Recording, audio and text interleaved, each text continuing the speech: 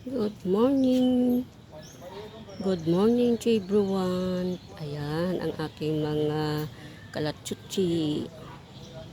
Nagsibulaklak na sila guys.